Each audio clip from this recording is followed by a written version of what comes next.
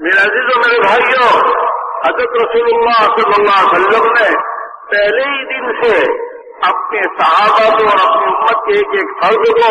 किस बुनियाद पर उठाया है? ईमान और आमाल की बुनियाद पर। ईमान और आमाल की बुनियादें कामयाबी की बुनियादें हैं,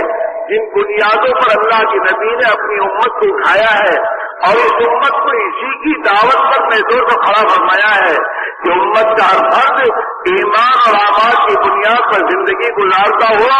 दुनिया के एक एक इंसान को इसी बुनियादों पर जिंदगी लाने की दावत है, ताकि दुनिया के इंसान अपनी धोखे से निकलकर हकीकत को समझकर जिंदगी को सही गुजारने वाले बने, ताकि ये दुनिया में भी दुनिया की परेशानियों से, हिल्लतों से, तंगियों से निजात पाए और आखिर की अबदी जिंदगी जो हमेशा की जिंदगी है, जो हकीकी जिंदगी है, जिसको इंसान ने भुला रखा है और आखिर को भूल कर जिंदगी गुजार रहा है, वो अबदी जिंदगी जो हमेशा की कामयाबी वहां की इसी मिलेगी। वरना इंसान अगर इस बुनियाद पर जिंदगी को न लाया तो दुनिया की जिंदगी भी इसकी आधा बर्बाद होगी और आखिर की अवधि जिंदगी जो आने वाली हकीकी जिंदगी है वह हमेशा हमेशा की नाकामी का मुंह देखेगा और हमेशा के लिए अल्लाह के अज़ाब का शिकार होकर हमेशा हमेशा नाकाम हो जाएगा। इससे मेरे भाइयों, हज़रत रसूलुल्लाह सल्लल्लाहु अलैहि वसल्लम ने अपनी उम्मत के एक एक फर्द को, गरीब को, मालदार को, हाकिम को, महकूम को, मजदूर को, मर्दों को, औरतों को एक एक को इसी बुनियाद पर और इसी मेहनत की बुनियाद पर उठाया। তো বলতেছেন যে ভাই হুজুর আকরাম সাল্লাল্লাহু আলাইহি ওয়াসাল্লাম প্রথম দিন থেকেই সাহাবাদেরকে এই দুই বুনিয়াদের উপরে উঠাইছেন, ঈমানের বুনিয়াদের উপরে এবং আমালের বুনিয়াদের উপরে উঠাইছেন। সাহাবায়ে কেরাম রাদিয়াল্লাহু আনহুম আজমাইনকে এই মেহনতের উপরে উঠাইছেন যে প্রত্যেকে মেহনত করে তার ঈমানকে সুন্দর করে, তার ঈমানকে ঠিক করে, তার আমালকে ঠিক করে, সাথে সাথে এই ঈমান এবং আমাল সমস্ত মানুষের জিন্দেগিতে আসে যায়। সমস্ত মানুষ ঈমান এবং আমালের বুনিয়াদের উপরে জীবনযাপন করতে আরম্ভ করে, এই মেহনতের উপরে উঠাইছেন। বলতেছেন যে হুজুর আকরাম সাল্লাল্লাহু আলাইহি ওয়াসাল্লাম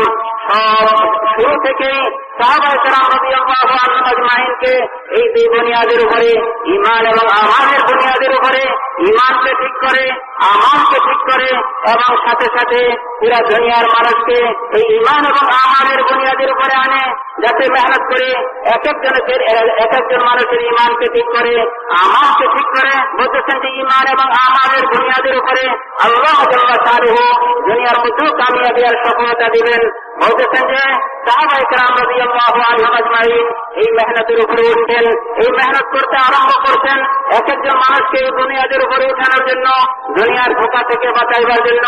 এবং দুনিয়ার জিনিসের যে ধোঁকার মধ্যে পড়ছে এই ধোঁকার থেকে বেঁচে ঈমান এবং আমালের বুনিয়াদের উপরে আসে এবং সঠিক রাস্তা আসে, হাকিকত তাদের মধ্যে আসে, ধোঁকার থেকে তারা বাঁচে যায়, হাকিকতের মধ্যে আসে। যখন নাকি তাদের ঈমান এবং আমালের বুনিয়াদের উপরে তাদের জীবন যখন শুরু হবে, আল্লাহ জাল্লা শানুহু তাদেরকে দুনিয়ার অপমান অপতপ্ততা থেকে তাদেরকে বাঁচাইবেন, দুনিয়ার পেরেশানি থেকে বাঁচাইবেন, দুনিয়ার সঙ্গী থেকে তাদেরকে বাঁচাইবেন এবং সমস্ত পেরেশানি থেকে আল্লাহ জাল্লা শানুহু এই দুই বুনিয়াদের উপরে তাদেরকে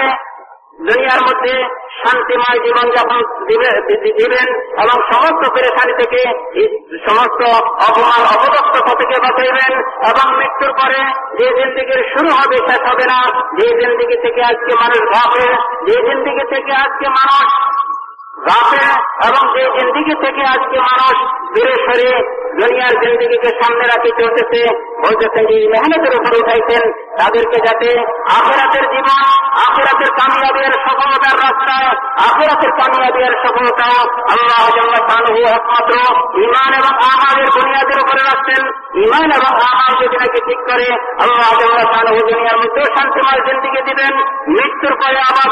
জিন্দেগি, যে জিন্দেগির শুরু হবে শেষ হবে না, যে জিন্দেগি আল্লাহ জাল্লা শানুহু ঈমান এবং আমালের বুনিয়াদের উপরে তাদেরকে বলতেছেন যে কামিয়াবি আর সফলতা আবাদী জিন্দেগি, যে জিন্দেগির শুরু হবে শেষ হবে না, ওই জিন্দেগির মধ্যে কামিয়াবি আর সফলতা দিবেন। আর যদি মানুষ এই ঈমান এবং আমালের বুনিয়াদকে ছাড়ে, মন মতো জীবনযাপন করে, জিনিসের ধোকার মধ্যে পড়ে, দুনিয়ার ধোকার মধ্যে পড়ে, তো আল্লাহ জাল্লা শানহু তাদেরকে দুনিয়াতেও অপমান অপদস্থ করবেন, দুনিয়াতে পেরেশানির জিন্দেগির মধ্যে রাখবেন, এবং মৃত্যুর পরে যে আবার জিন্দেগি আসতেছে, যেই জিন্দেগির শুরু হবে শেষ হবে না, ওই জিন্দেগির মধ্যে পেরেশানি আর মুসিবত বলতেছেন যে নাফরমানের কারণে আল্লাহ তাদেরকে কঠিন শাস্তির মধ্যে রাখবেন। বলতেছেন যে হুজুর আকরাম সাল্লাল্লাহু আলাইহি ওয়াসাল্লাম প্রথম দিন থেকে সাহাবায়ে কেরাম রাদিয়াল্লাহু আনহুম আজমাইনকে এই মেহনতের উপর উঠাইছেন। হে সাহাবায়ে কেরাম, তোমরা তোমাদের ঈমান এবং আমালকে ঠিক করতে করতে পুরা মানব জাতিকে এই ঈমান এবং আমাল ঠিক করার মেহনতের উপরে তোমরা নিয়ে আসো, তাতে তারা দুনিয়াতেও কামিয়াব হবে এবং মৃত্যুর পরেও তারা কামিয়াব হবে।